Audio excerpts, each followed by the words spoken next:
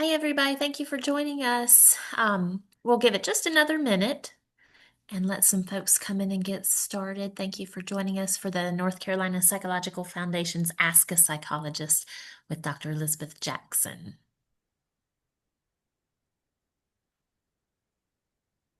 And since this is not an actual CE event, you don't need to sign in. You guys are good just as you are. Um, if you want your camera on, you can have it on. If you want it off, you can have it off. Totally up to you guys. We like to see your faces, of course, but whatever you're most comfortable with is good with us. And also, we want to let you know Dr. Jackson wants this to be interactive and wants you guys to ask and share and talk and do. So feel free if you have a question or a concern or a comment, you're welcome to talk to us. You can also put it in the chat if you're not comfortable speaking out, and I'll be happy to share that on your behalf as well. And let's give it one more minute. I've just got folks just coming in, and I want to make sure we can get everybody.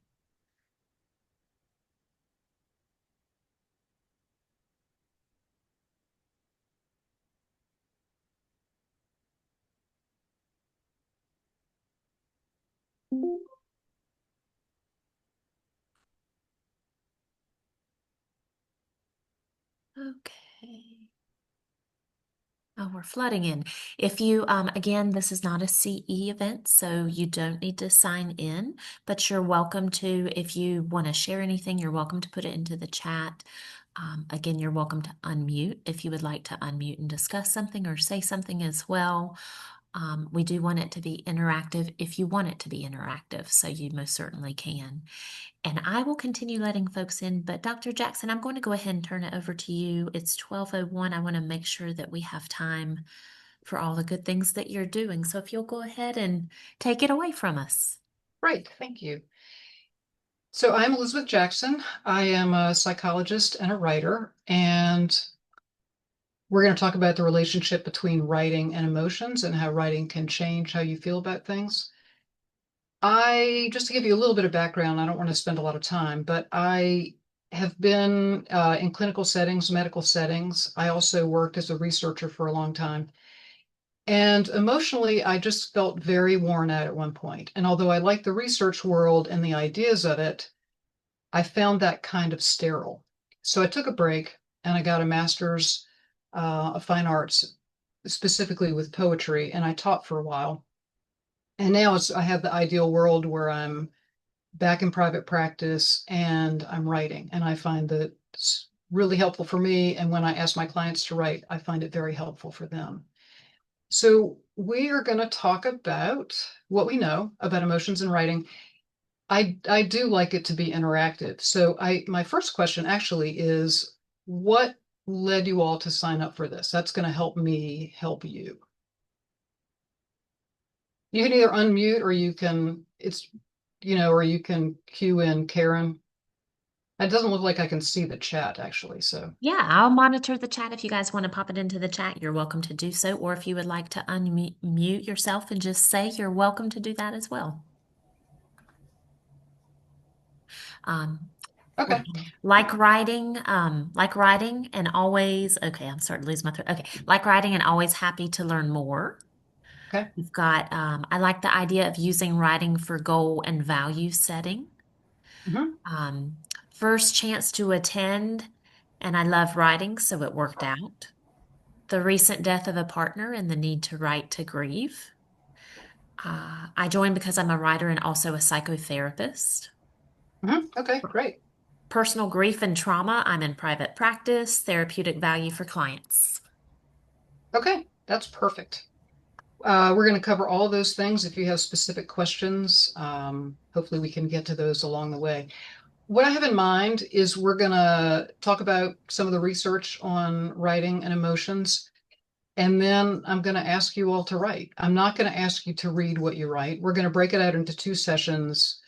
I'm assuming that some of you might want to write creatively, I mean, whatever that means, and some people might want to write about specific experiences. So I'm going to try to break it out so that one group can be writing while another's learning or discussing, and then we'll switch, and then we'll talk about it all. So What do we know about emotions in writing? Is writing helpful? I'm guessing that most of us have heard that it is, and the emotional outcomes, at least as they were originally measured, the results were kind of mixed. The original study, the famous one, is by James Pennebaker and Sandra Beale, and that was in 1986. I actually would argue that culturally we might have been a little different back then, but I don't think that's either here nor there. Um, but basically, the setup of the study was they had a control group, and the control group they were told to write about something trivial. The experimental group was asked to write for 15 minutes each day for 4 days about a traumatic event. And then they measured their emotions afterwards, and then they had a few physical measures as well, like blood pressure, and then they tracked trips to the doctor in the next 6 months. So it turns out that although a lot of the participants went to Pennebaker after the study and said, nobody's ever asked me to talk about this before or write about this before. It was profound. It was meaningful. I'm so grateful. And yet, when they looked at the emotional outcomes immediately after, they were mixed. Some people seemed to feel better, and some people actually seemed to feel a little bit more anxious and had elevated blood pressure. But the physical outcomes were more consistent. And over time, over the next 6 months, the somatic complaints and trips to the doctor were fewer in the experimental group. So Pennebaker thought, okay, well, there's something here. It seems like it's benefiting some and not others, but how come? So since then, there have been a bunch of studies taking into account what Pennebaker learned. And so the results have been more consistently positive. But the question is, when or how is it helpful? It is not helpful if a person writes about the same event over and over in the same way. So if a person keeps describing the details and keeps talking about how they feel and there's no real progression, that's probably hurting the person more than it's helping, but it's definitely not helping. So Pennebaker looked at the actual journal entries and he tried to figure out why are some people improving emotionally and others are not. Turns out that it's basically a matter of perspective. He identified transitions from using the I pronoun over and over to incorporating references to other people. They, she, he thinks, and then words that suggested a kind of rethinking, like recognize, consider, understand. Journal entries that progressed to include those words, those people were more likely to show an emotional benefit. The emotional learning scientists have looked at this as a kind of learning how to self-regulate yourself emotionally. And basically, I think it comes down to, especially physical writing, but even typing would do the same thing. When you're writing, you are expressing yourself, but you're also reading what you're writing. So you're getting the inner experience and the outer experience. And that gives you the opportunity to learn how to regulate your feelings because you're getting kind of the emotional and the cognitive at the same time. So, how long do the benefits last? I'm going to break it down into emotional and behavioral. There have been a ton of studies. I'm going to point out the ones that I think are particularly interesting. So there was a group that studied college students, and they asked the college students, they screened by um, identifying at least two traumatic events, and they randomized one set to the control group, and they were asked to write about an interesting event, but not about the traumatic event. And then the experimental group was asked to write about just one of the traumatic experiences. So what's interesting is that the researchers asked them to write for 10 minutes about the details and their thoughts and feelings. Then they took a 10-minute break. Then they went back to write for another 10 minutes on the same topic. And that was sort of a built-in way of trying to encourage people to step back and think a little bit about how they were feeling and get that sort of self-regulation going. So what they discovered was that after the study, um, looking at the traumatic event versus the non-trauma, the traumatic event that was written about versus the one that wasn't written about, They saw less avoidance, so people were less concerned about reminders of the traumatic event that they wrote about. They seemed more at peace. They were, in general, less distressed. And 1 week later, they still exhibited those gains. So it did seem to help emotionally, and it seemed to last and to seem to produce a kind of overall sense of relative well-being. So what are other ways in which it could be helpful? There was another study with engineers, and they were looking at engineers who'd lost their jobs. They asked the engineers to actually write about that experience of losing their jobs. And then they tracked their feelings and also the actual outcome of getting another job. So the engineers that wrote every day over time demonstrated less anxiety, reported that they felt less angry, and at the 8 month mark, 52% of the ones who wrote about their experience were reemployed. And the ones who didn't write about their experience, only 19% of them were reemployed. And there was apparently no measured difference in their motivation to find a job.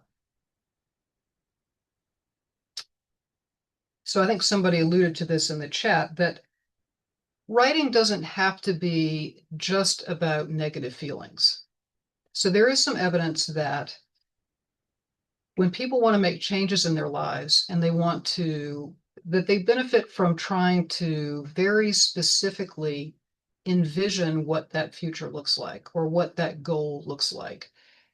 So if they're asked to write in detail about what they want and to imagine it as clearly as possible and how they would feel, turns out they are more likely to affect that goal, to reach that goal, than if they didn't write about it.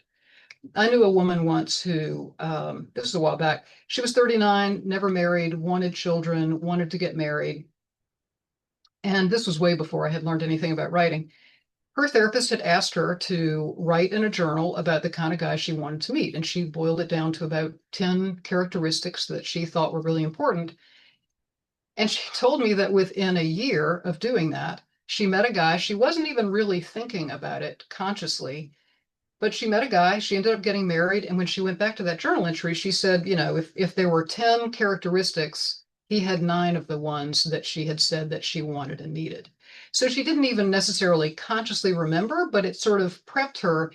And neuroscientists, neuropsychologists will say that there are two aspects of which that are beneficial. One is that you're actually generating the ideas. You're actually creating in your mind what you want it to look like.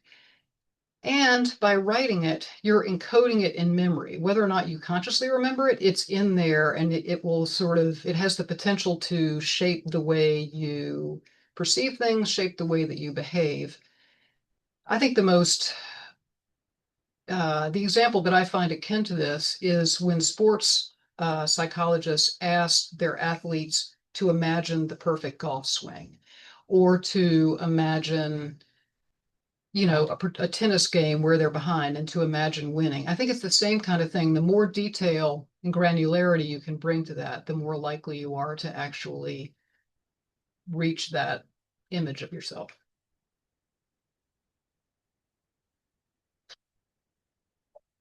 So I'm going to try to, hold on 1 second. I'm going to try to move you all. I keep looking to the right. I don't know if that's distracting, but it's a little distracting for me. I want to be able to see people as I talk.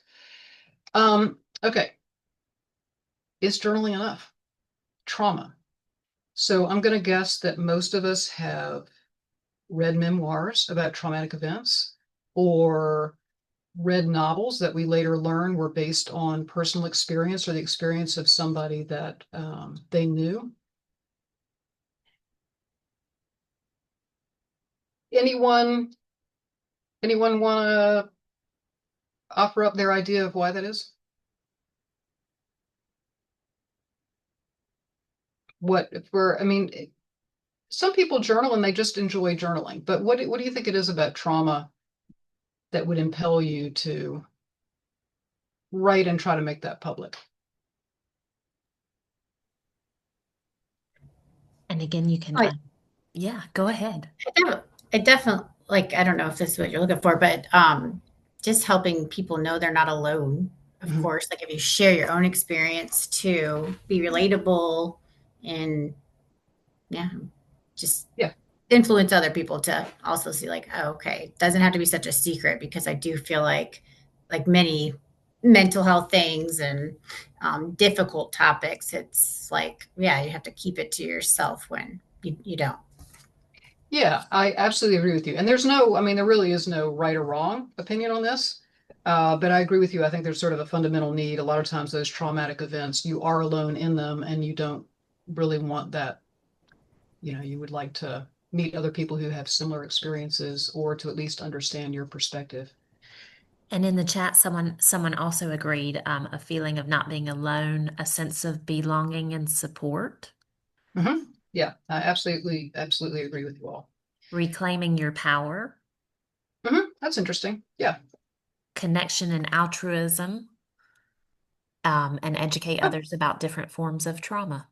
oh, that's interesting. Yeah, I like that. Sort of in keeping with, I got one more, promoting self-reflection and self-regulation. yes, I like that too.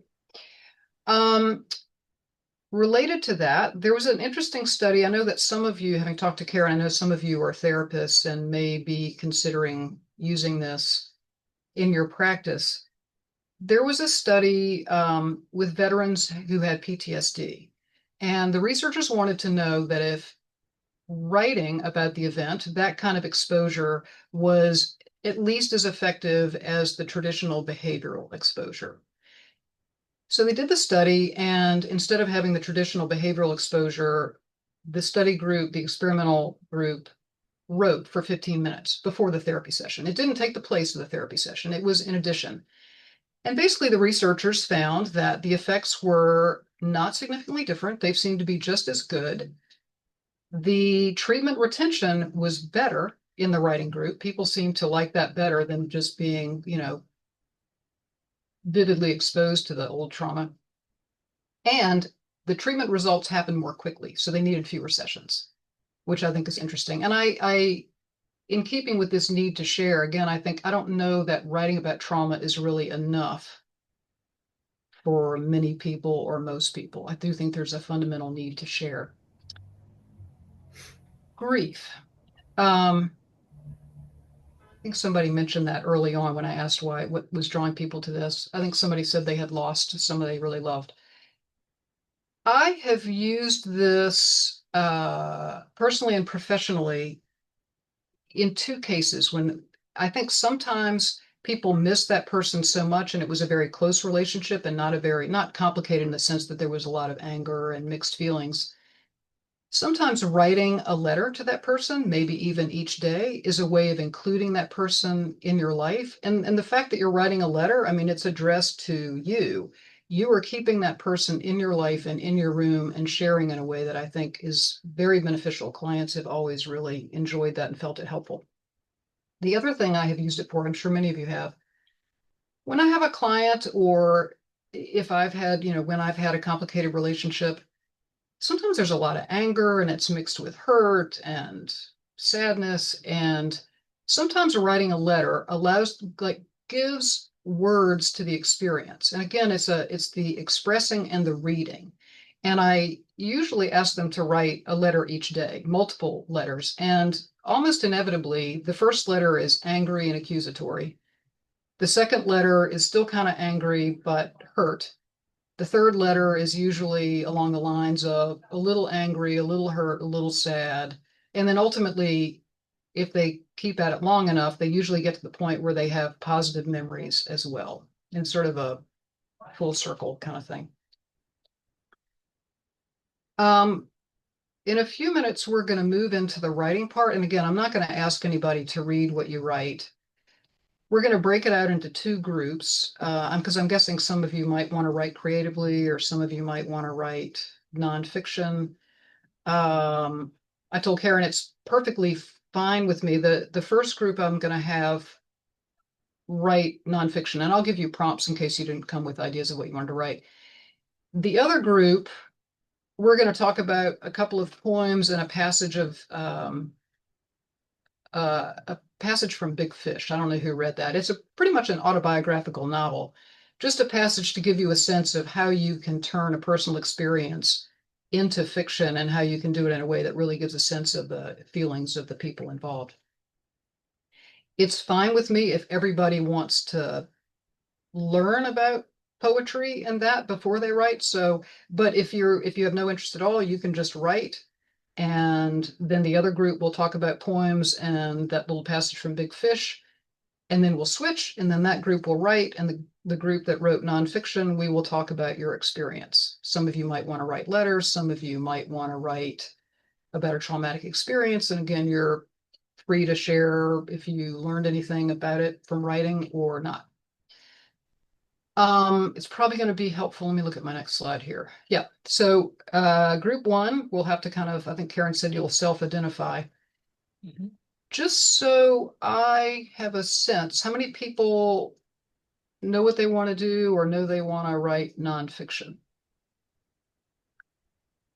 Maybe we can't figure that out, but okay. You could put in the chat if you'll just put yes in the chat, that would be helpful. And I can look. Nonfiction, yes, I will. Yes, yes, yes. Nonfiction, yes. Nonfiction, nonfiction. Okay. All right, good number. Okay. Okay. So yeah, I've got some prompts for you, but just to reiterate, group one is going to go off and write for 15 minutes. Group two is going to be with me. We're going to go over some poems and that passage and just talk about what resonates with you. As I think if you're going to write fiction or you're going to write poetry, even if you're going to write, for instance, a memoir, there has to be a sense of there's writing for you and then there's writing for the person who reads. If you want to convey your experience, on some level, you're going to need to convey it in a way that the other person, whoever reads it, understands and the experience resonates with them. If you write it in a way that's too personal, only the people who've had that shared experience will feel the same way and will find it powerful. And there is a way to sort of make it more accessible to more people while still talking primarily about your experience. All right, so group one, before you disappear to write, let me move this over here. So these are just suggestions because sometimes people feel stymied by saying you need to write. So one option is to write about, answer this question, what has been the most meaningful event in your life or the one you believe defines you? That could be positive, that could be negative. Is there a recent event or interaction that you can't stop thinking about?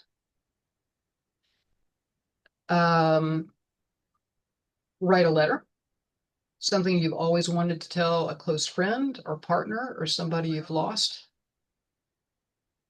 Or on the positive end, more positive end, what aspect of your life do you wish to be different? The last case is different. The first three prompts, it's going to be the most meaningful to you if you just start writing. Focus on the details first and let the feelings and thoughts come along. If you write with an end goal in mind, that's not going to be very fun and it's not really going to help you. I mean, in the ideal world, your thoughts and feelings evolve from the vivid description or the detailed description. It's a little different if you're going to write about a life goal. You're probably going to start out with what you want, but again, it's going to be most helpful to focus on the details and not think too much about how you feel and what you think. Like, I think I'd be best, I think I'd be happiest with a man like this, or I'd be happiest in a job like that. Like, really try to imagine the partner or imagine the job. Would you have a long commute? Would you drive? Would you, like imagine conversations in the break room, for instance. Okay. So, does everybody have a sense of what they're going to write? I mean, has everybody got a prompt? Because we're going to move on, and then you're going to lose this. And I was going to say you can take a screenshot if you need to with your camera, if that's helpful, or actually do a screenshot with your computer, or take your camera and take a snap. While people are doing that, Dr. Jackson, I have someone who asked, would it be okay with you with these folks attending if they can use these prompts after the session with clients. Oh, sure. Yeah, yeah. Okay. And then also what we'll do, so I'll break you guys out into two groups in a moment. If you want to do the writing part, you have to choose, so you'll go to group one. If you want to stay and do the poetry part, you will choose group two once we get there. Okay, go ahead. And I've asked Karen, I'm going to try to keep track of the time as well. I'm going to give each group 15 minutes to write. And then we should have 5, maybe 10 minutes at the end if we want to talk about it as a group. But in each breakout group that I'm participating in, we'll have a chance to discuss what you've written or as much as you want to talk about it. Okay, we're going to move on to the next slide. Okay. So, whoopsie, I've got to move this over here. So this poem, we're going to talk about, this is a poem. It is an autobiographical poem. This is a fairly well-known poet who's also local and just very vivid, very smart poet. So I'm going to read it, and then we're going to talk about what aspects really draw you in. Penumbra. The child in the cracked photograph sits still in the rope swing hung from a live oak. Her velvet dress brims with a lace frill. Her pet bantam is quiet in her lap. It is the autumn day of a funeral, and someone has thought to take a snapshot of the child who won't be allowed to go to the burying. The coffin in the house for days, strange people going in and out. She's dressed as if she'd go in the blue church dress from last Christmas, almost too short. The rooster loves her. She guards his perch on her lap, his colors feathering the mild air.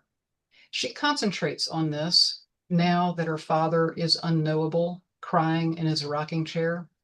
Her mouth knife thin, her small hands knotted hard on the ropes she grips as if to be rescued. She's growing a will that won't be shed, and something as cold as winter's breath tightens in her, as later the asthma's thighs will tighten, hands on the throat, the truth. Black and white, she's hiding in every one of my bright beginnings. Gold and deep blue and dark shining, red the cockerel's feathers, gold the sun, in that sky blue southern fall, blue over the 4 o'clocks, and the drone of weeping that drains like a shadow from the house, where someone is gone, is gone, is gone, where the child will stay to darken like a bruise. I am 6 years old, buried in the colorless album. My mother is dead. I forgive no one.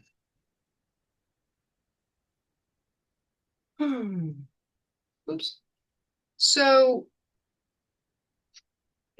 let's just start generally. Who liked the poem and what did you like about it? Which lines really resonated or drew you in? May I interrupt just one moment? Do you Mhm. do you want the other group to be writing now?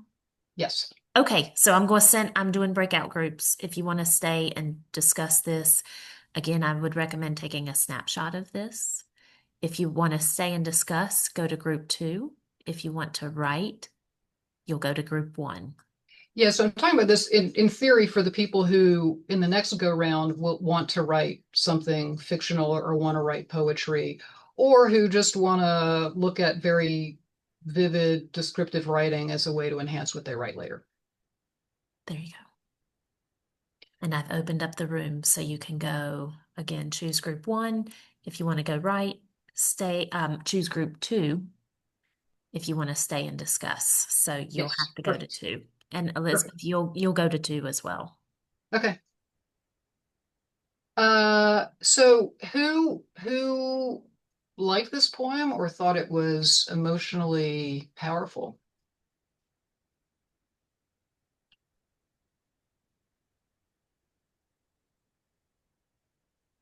Are people writing? It's okay, fine. It's also fine with me if people just unmute. It might actually be better. What it, Excuse me?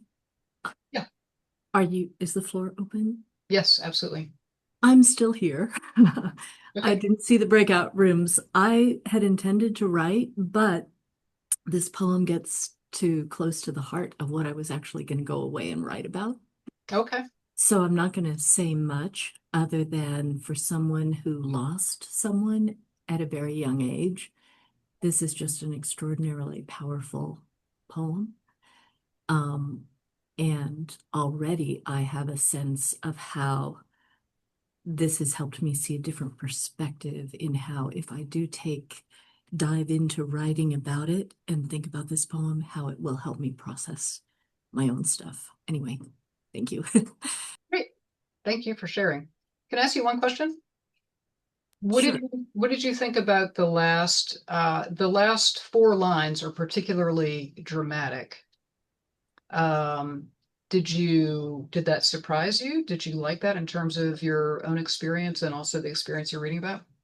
Okay, I will respond to this. You don't have to if it's uncomfortable. No, I'll share it because I've processed it. It's taken decades for me to process it. But I have a photo of myself when I was 5 years old, which is when I lost my dad. And that photo captured so much of the emotion, some of which is expressed in those last four lines.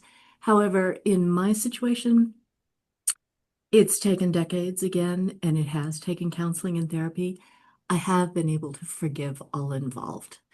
But the sense of loss for a child when it happens in that way that is, it's unexpected, it's hard for a child to process, and then if no one is available to help the child process it, it lingers.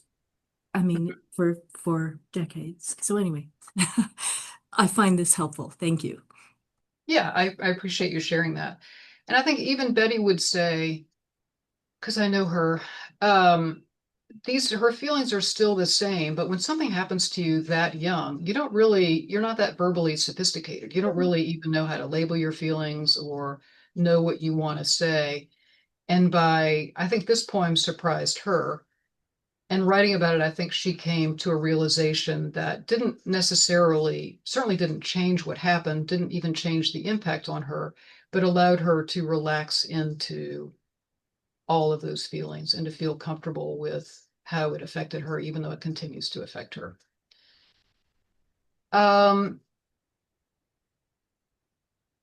for people that have not had a similar experience, because I think that if you want to write something that you want other people to understand when they read it, you're going to have to bridge that gap of, well, do you want to write to people who've had the same experience?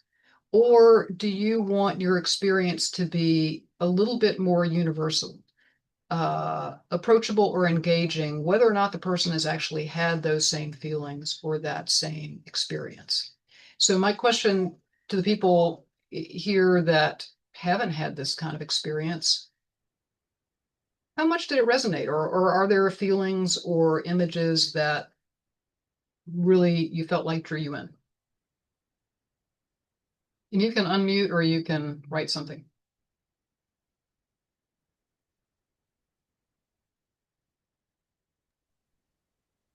Is anybody writing? I'm not seeing anything at the moment. Fortunately, I still have both of my parents, but my grandmother, who raised me for a good portion of my life, made this relatable. But also, I used to keep chickens, and I was just Oh, picturing okay. the Yeah. bantam on her lap. I'm like, ah. But um, I find it relatable. And I think even if people still have their parents and don't have this exact experience, pretty much everyone, especially as adults, we've lost somebody Mhm. important to us, somebody close to us. So it's hard not to relate to the concept of grief and loss. Mhm. I would say it reminds me of family meeting that I just had. And like just a disclosure of the guardian, which is the grandmother sharing with her granddaughter that she has pretty much raised since 5, that she also lost her mom at 5. And Hmm. that was the first time the grandma ever said anything to her grandchild about that. So it reminded me of that. Yeah, So yeah. I appreciate your sharing.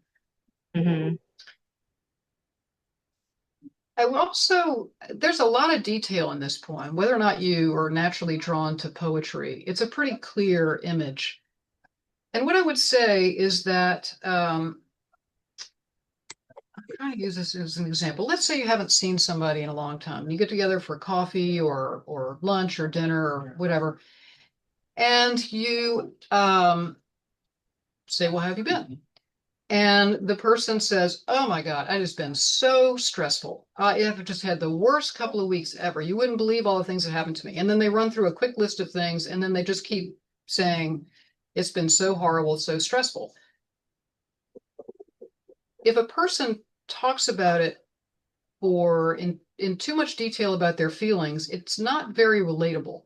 If you asked a person how they'd been since you'd last seen them, and that person said, I have been diagnosed with stage 4 cancer, and my dog ran away.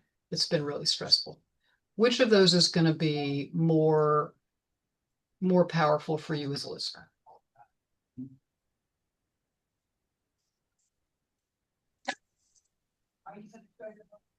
Courtney, I see you unmuted yourself.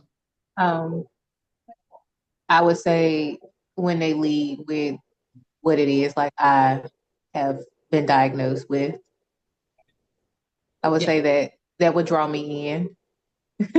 Yes, thank you for that. Generally speaking, details and an actual event gives the other person a chance to say, "Oh, wow, I can imagine that."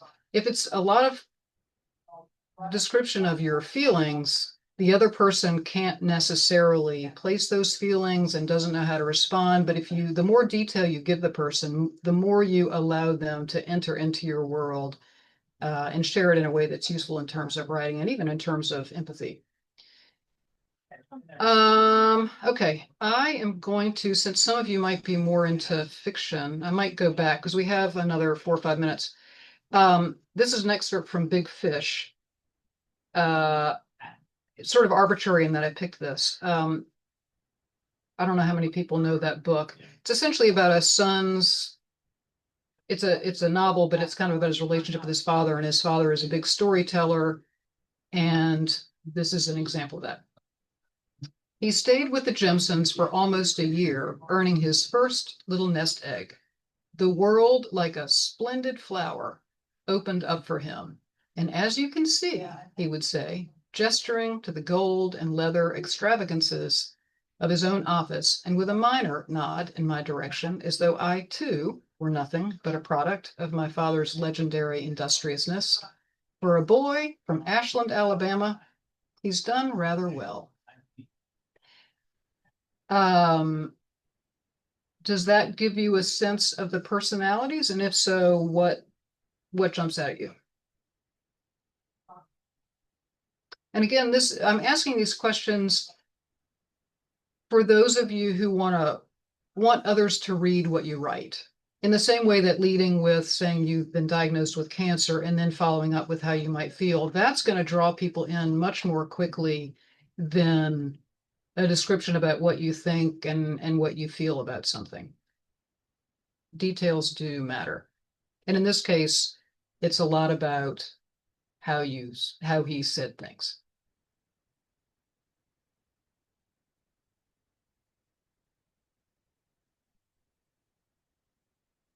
Is anybody writing in the chat?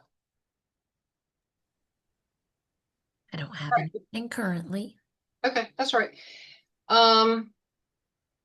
We're almost at I'm thinking we have just like 1 or 2 more minutes, Karen.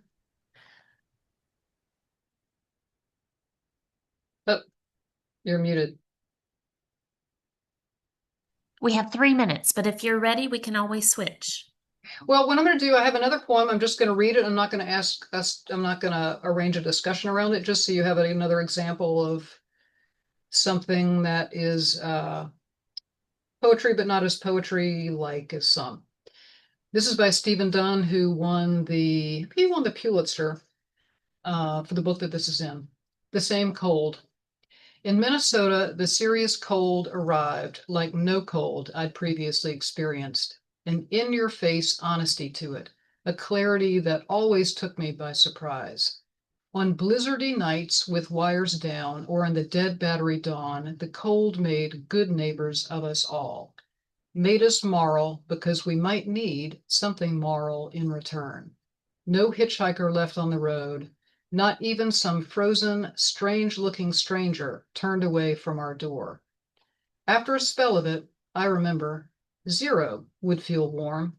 People out for walks, jackets open, ice fishermen in the glory of their shacks moved to Nordic song. The cold took over our lives, lived in every conversation, as compelling as local dirt or local sport. If bitten by it, stranded somewhere, a person would want to lie right down in it and sleep. Come February, some of us needed to scream, hurt ourselves, divorce. Once, on Route 23, 30 below, my Maverick seized up, and a man with a blanket and a candy bar, a man for all weather, stopped and drove me home. It was no big thing to him, the Savior. Just two men, he said, in the same cold. The one thing I'll point out about this and in general, which I think is also true for fiction, is that the use of metaphor and the small details, like a man with a blanket and a candy bar, that's much more visual and resonant than just saying a nice man showed up and drove me home. I don't think that would have had the same impact. And I also think uh, I worked with a psychodynamic supervisor in grad school, and although psychodynamic therapy has been largely debunked, I have found that in learning how to write poetry, metaphor is incredibly important. And I learned that from that professor who supervised me. He often talked about the metaphor of what people would tell me. And whether or not you buy into that as a therapeutic approach or understanding, in poetry, in fiction, that carries just a kind of emotional power that ripples out in a way that almost nothing else does. All right, so for the oopsie, these are prompts for you. You can do anything you want. I'm just trying to help you get to where you want to go. So these are possible prompts. One is choose an image or a moment in time that you can't stop picturing or thinking about. I think it's important. We've talked about the importance of detail, and it's easier to just start with describing what you see, maybe what you hear, what you smell. I mean, to try to involve all your senses, that's going to be more helpful and enjoyable for you. And I think it's going to lead you somewhere surprising because it will get you out of your head. Um, these are some lines, two of which I took from poems, one of which I just made up because it was kind of bizarre and I thought it might take you somewhere interesting. So one, it's probably a Sunday morning. And then you go from there. On the street of my childhood, go from there. At the bar, a man with red hair spiked to the moon is crying. If none of these resonate, I would suggest, and you just feel like writing for the heck of it, take the last one, and you don't have to use it, but try to create something visual that's odd, that gets you interested. You know, at the park, a man dressed in orange was eating ice cream. Whatever it, whatever it is, whatever it kind of intrigues you, start with that and see where it goes. It can be fun. Okay. Okay, so let's switch. I'm going to send you to the other group right now, and I'll bring you back in about 12 minutes. Is that okay? Mhm. Okay. Let's see. You are going to. Okay. And Dr. Jackson, you should accept. It should have an invitation for you.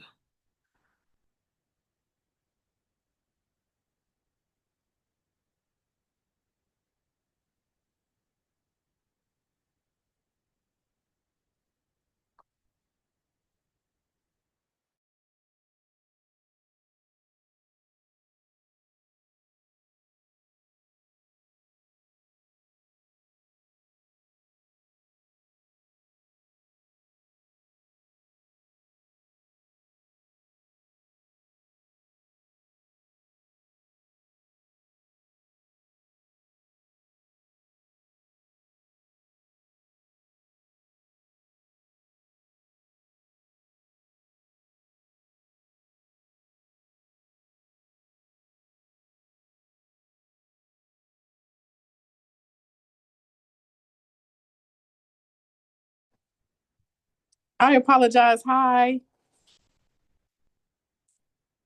Hi there. Hello. Let me join. Do Sorry. do you want to? Yeah. So this group now is doing the writing and has listened to Dr. Jackson. If you would like to, and now this group who's in here has been listening to Dr. Jackson, and now she's gone to go and talk to the other group who was writing. This is the group that should now be writing. So if you want to go back and listen again to her, I can send you to her again, but otherwise you would be writing and she'll come back, if that makes sense. If you want to go with her, you can just unmute and tell me, and I can send you back over there with her. Can you send me there, Karen, to the I group? sure can. I sure can.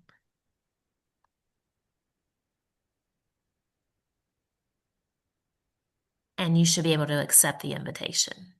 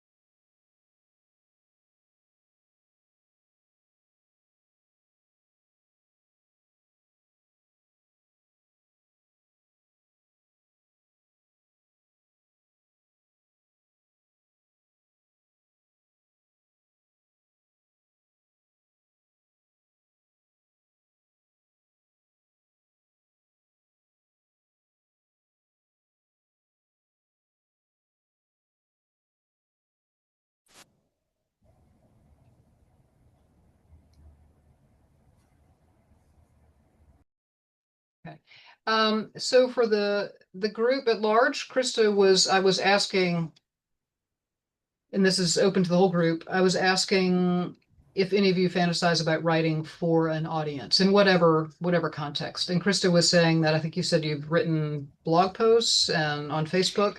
I have I have not, but I like would yeah, I want to write to I think inspire, share, relate to others while also processing. So I don't know what means to use yet. I'm kind of in the beginning phases of doing more writing and yeah, I want to share at some point, maybe write a book someday. Yeah. Yeah, I think that's great. Mhm. Yeah, anybody else? Because we only have about 5 more minutes.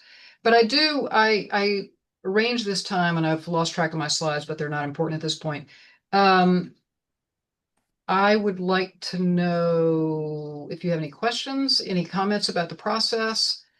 And as I asked in the other group and Krista answered, I'm interested if any of you took this as a way to jumpstart ideas about writing for other people. Actually, I think Cooper, I don't know what your first name is. I believe, is your hand up as in you want to say something?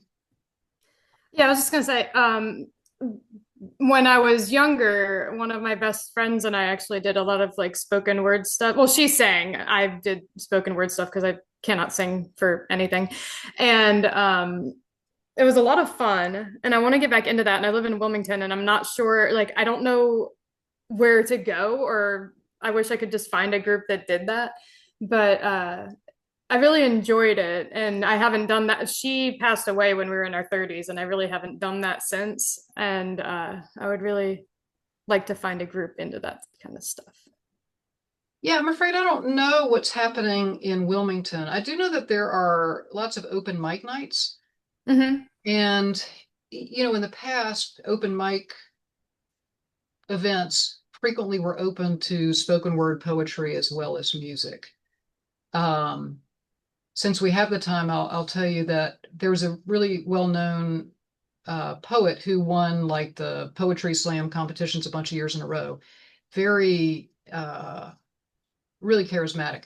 She ended up changing and becoming a written poet. And what works orally and in person is different than what works on the Mm-hmm. page. And I think even going back to what Krista had mentioned, figuring out what you want to say, whether it's thoughts or feelings or how you want to engage other people, is instrumental in figuring out what form you want to write in.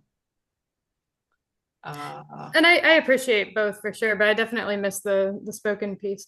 Do you ever listen to like Andrea Gibson? I know that name, but not well enough to know her work. She's the queer poet that passed away recently, but her work is just brilliant. I absolutely love her. If you haven't ever heard any of hers, And remind me of her name? Andrea Gibson. Yeah, I did hear about that. I will make a note to look her up. Is she like on YouTube or something? Oh yeah. Okay. We have about 1 minute left. Okay. Any final? I wanted to say for Cooper, I saw in the chat there's a comment for you from Kimber. And then let's see here. Question about writing for yourself after getting it out. What do you do with it? Trying to turn a negative event into a positive learning experience. How do you do that? In 1 minute. I was reading. Karen, I didn't hear the question actually. I was reading as you were talking. Oh, that's okay. When you're writing something and you get it out and get it on the page, then what do you do with it once you've done that? You've written it, you've put it on the page, then what? I think it's important to bring in the inner and the outer. So I would suggest putting it aside for a couple of days, going back and reading it. And do you still agree with it? And if you want it to be a poem or a piece in fiction, start bringing in the head part to figure out where you need to concentrate. Like what's the part that's the most engaging? So you can be your own first reader, and then you can also ask other people to do that as well. Lots of good comments in there. If you wouldn't mind, Dr. Jackson, putting your email address in the chat in case anybody would like to reach out to you guys, you're welcome to do so. If you don't catch this, you can always reply back to me from that email that you guys got, and I'll be happy to connect you both as well. Yep. Again, we had this recorded, so if there's any, if you want to see it again or watch it again, you can also email me and let me know if that's helpful to see the prompts or anything that Dr. Jackson had written as well. We're happy to help. And she did indeed put her email in the Yeah. chat. And I want to thank you all for joining us. Always be on the lookout for these sessions. We have different ones. This was, I would say this is our most unique, creative, interactive one that we've had, and we hope to do more with with Dr. Jackson kicking it off for us. Thank you all Well, so much for joining. Thanks for the opportunity. It was fun for me too. Bye, everybody. Bye. Thank you. How do I get out? Right.